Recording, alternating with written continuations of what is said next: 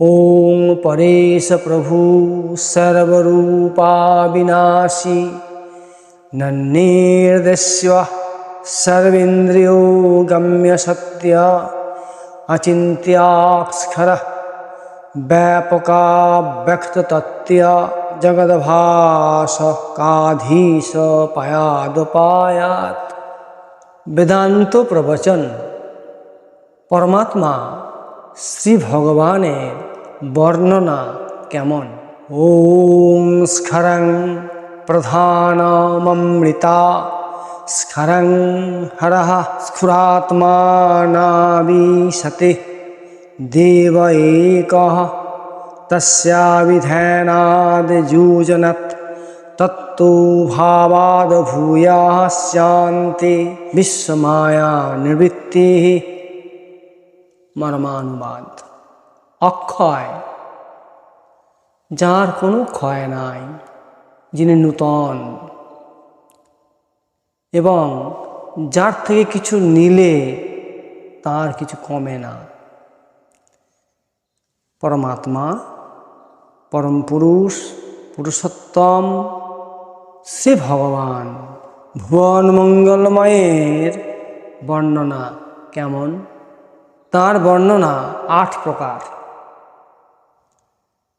1 अपूर्वम, 2 अनौपरम, 3 अनंतरम, 4 अव्याहम, 5 सर्वाधिष्ठानम, 6 सर्वसाक्षीन, 7 सर्वातीतन, 8 सर्वांतर्यामिन। तिनि अपूर्वम अर्थात तिनि चिरसुंदर। ए विश्व ब्रह्मांड तिनि एत सुंदर करे रचना करलेन। तिनि कत सुंदर होले एमन सुंदर भावे तैरी करते पारेन समस्त सृष्टि, ताई तिनि अपूर्वम। 2 तिनि अनौपरम अर्थात तिनि चिर आपन। এই জগৎ সংসার আমাদের আপন নয়। পুত্র কন্যা স্বামী স্ত্রী বাবা মা সম্পদ আমরা যা দেখছি এগুলি আমাদের আপন নয়। হয় আমি তাকে ছেড়ে চলে যাব, না সে আমাকে ছেড়ে চলে যাবে। তাই এগুলি আমাদের আপন নয়। একমাত্র আপন সেই পরমাত্মা ভগবান, তাই তিনি অনৌপরম অর্থাৎ চির আপন। 3 অনন্তরম অর্থাৎ তিনি চির অনন্ত, বিশাল, তাঁর কোনো শেষ নেই।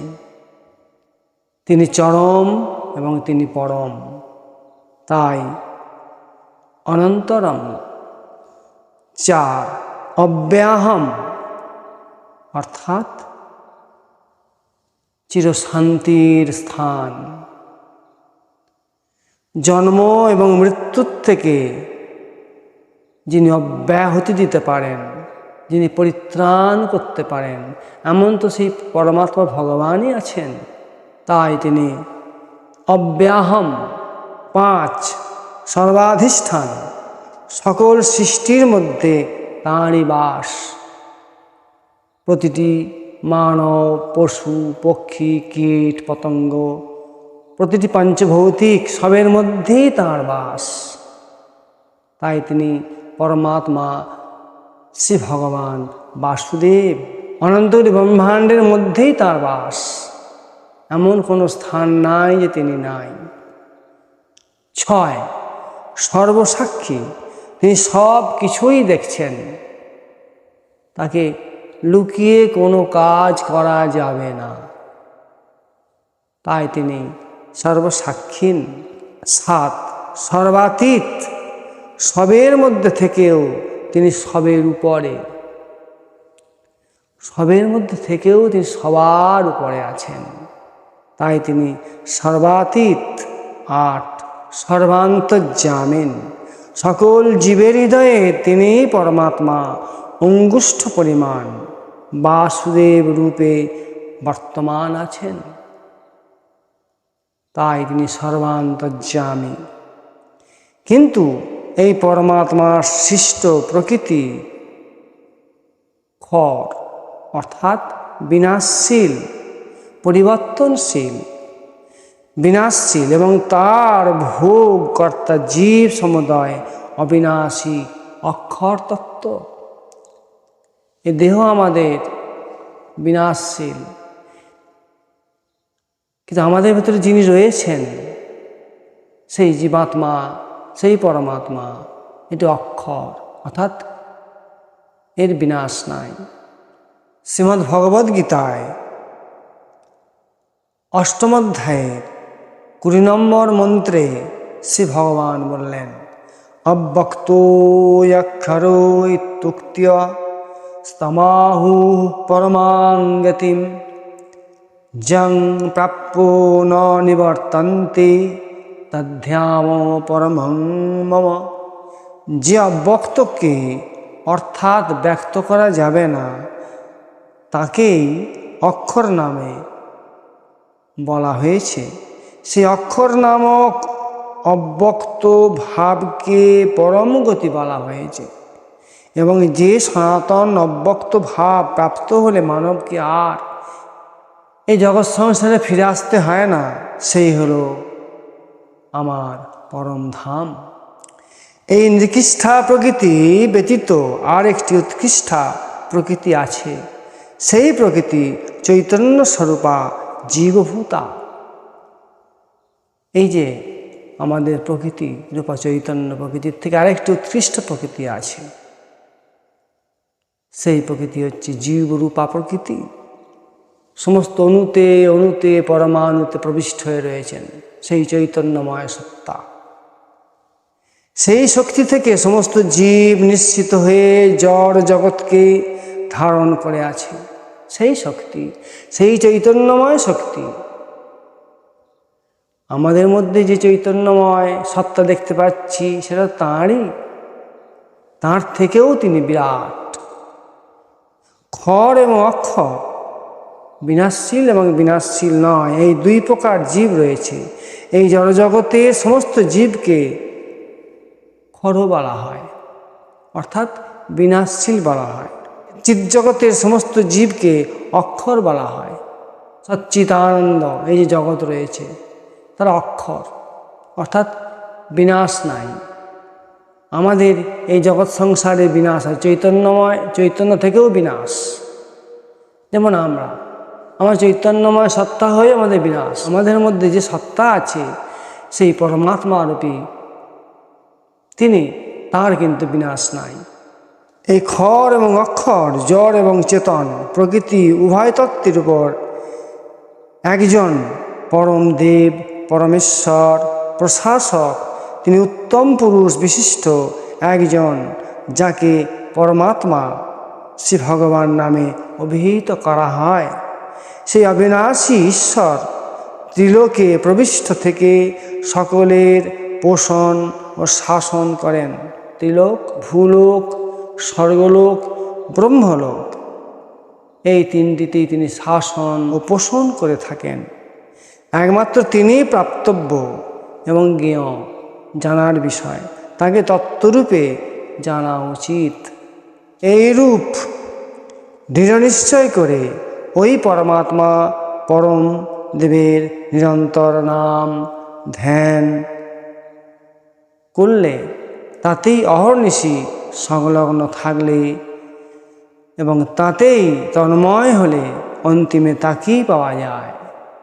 অর্থাৎ সেই ভগবানকে সবসময় স্মরণ মনন ধ্যান করলে, অহর্নিশি করলে এবং তাতে যুক্ত থাকলে, তাতেই তন্ময় হয়ে থাকলে তাকেই পাওয়া যায়।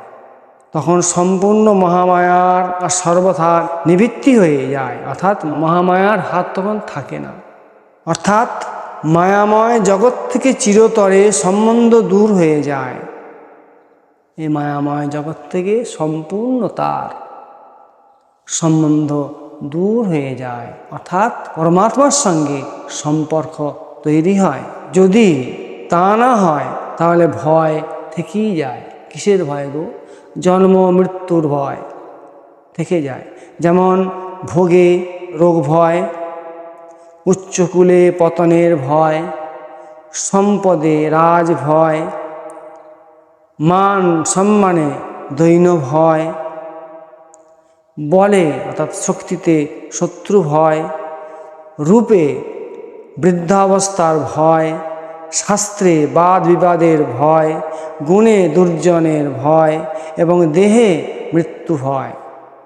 তাৎপর্য হলো এই যে মানবের মনে সর্বদাই ভয় থাকে, পাছে তার জাগতিক বস্তুসমূহ নষ্ট হয়ে যায়। তাই তারা অভয় হতে পারে না।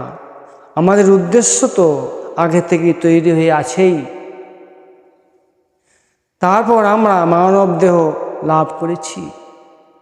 আমি কেমন দেহ পাব, আমি কেমন জন্ম পাব, এটা তো আমার সিদ্ধান্ত। আমি যেমন সিদ্ধান্ত নিয়েছি আমার তেমন আমি দেহ প্রাপ্ত হয়েছি, অর্থাৎ জন্মপ্রাপ্ত হয়েছি। আমি যদি পশু আচরণ করি তাহলে পশু, পক্ষী, কীট, পতঙ্গ, লতা, গুল্মেতে চলে যাব। যদি মানবের আচরণ করি তাহলে মানব হব। যদি দেব আচরণ করি তাহলে দেবভূমি পাব। তাই উদ্দেশ্যকে কেবল আমাদের চিনে নিতে হয়। গোদান, ভূমিদান, অন্নদান এবং যত প্রকার দান আছে সব থেকে অভয় দান খুবই গুরুত্বপূর্ণ। বিদ্বান ব্যক্তিগণ অভয় দানকে সব দানের থেকে শ্রেষ্ঠ দান বলেছেন। অভয় দান, ভয় নাই, এই দান। তাই শ্রী ভগবানের নাম, রূপ, লীলা, সেবা, ভগবত ভক্তির সঙ্গ রূপ অভয় দানই আমাদের একমাত্র কাম্য। সংসারে যে সকল প্রাণী আছে ভগবানের কথামৃত তাদের জীবন প্রদানকারী, শান্তিদানকারী। মহাপুরুষগণ আন্তরিকভাবে বর্ণনা করেন সে ভগবানের কথামৃত সমস্ত পাপ, ভগবত বিমুখতা, নাম নাশকারী, শ্রবণ মাত্রেই মঙ্গল হয়। ভুবন মঙ্গলময়ের কথামৃত যিনি অযাচিত নিষ্কামভাবে মানব কল্যাণে পৃথিবীতে ব্যক্ত করেন এবং সে ভগবানের চিরবাঞ্ছিত অভয় দানে স্নাত করান, তিনি যথার্থ মহাদাতা এবং অভয় দানকারী। সেই মহাত্মা সব থেকে বেশি উপকার জগৎ কল্যাণে হিত করে থাকেন। তিনিই একমাত্র নিষ্কাম সুহৃদ অর্থাৎ বন্ধু। তিনি বহুজন সুখায় বহুজন হিতায়। জয় শ্রীকৃষ্ণ।